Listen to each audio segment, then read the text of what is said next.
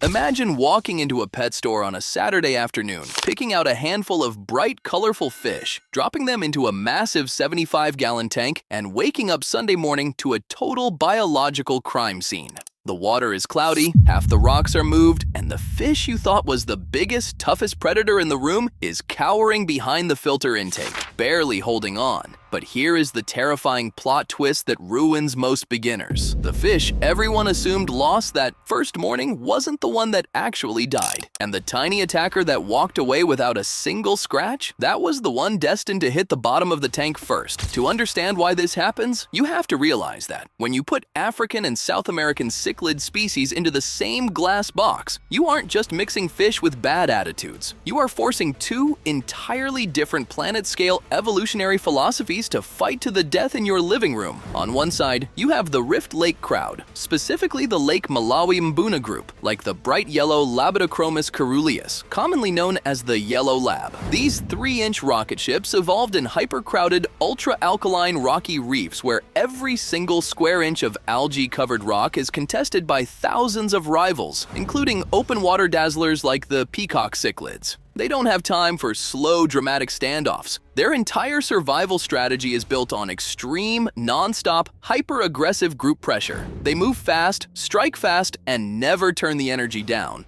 On the other side of the planet, in the slow, dark, acidic rivers of the Amazon, fish like the Oscar and the Green Terror evolved an entirely different blueprint. They are solitary, heavy-bodied underworld bosses. They don't swarm, they rule. An Oscar sits in the open water like a roided-up nightclub bouncer, establishing territory, sizing up rivals with cold eye contact, and expecting the rest of the river to stay out of its way. So what happens when a beginner puts a young Oscar in a tank with a small group of Mbuna?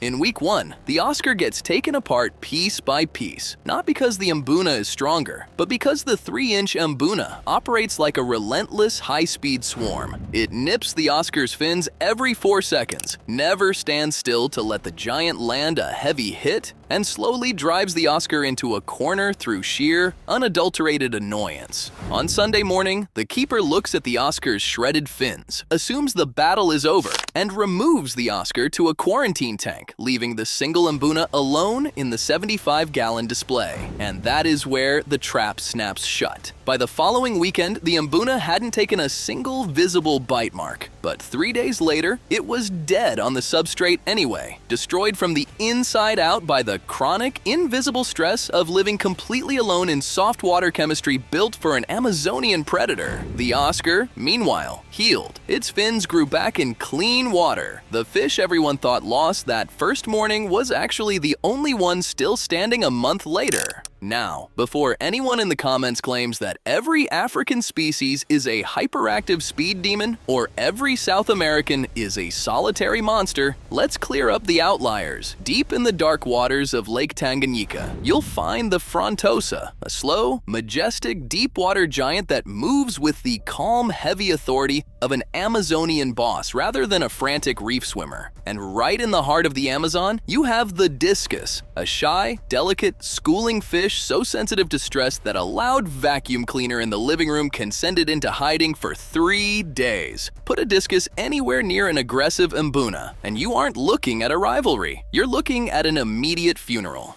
And before anyone tries to cheat the system with non-cichlid species, no, a betta cannot handle this environment. A betta's aggression was built for one-on-one duels in shallow rice paddies, not the group pressure tactics of 30 hyperactive fish working a rock pile. And don't throw a molly in there just because it tolerates hard water. Sure, the water parameters match, but to a 9-inch Oscar, a molly isn't a tank mate. It's a snack that happens to like the same pH. Which brings us right back to the silent killer, internal biology. African rift lakes are brutally hard and alkaline, pushing pH levels past 8. The Amazon is soft and acidic. Forced into the wrong chemistry, a fish's body is trapped in a permanent, microscopic battle against osmotic shock. Ask anyone who has ever kept Tropheus from Lake Tanganyika, and they will tell you horror stories about bloat. These fish evolved with hyper-specialized, extremely long digestive tracts designed exclusively for scraping microalgae off rocks. Feed them high-protein pellets meant for an Oscar, or subject them to chronic stress from a mismatched tank mate, and their intestinal lining collapses.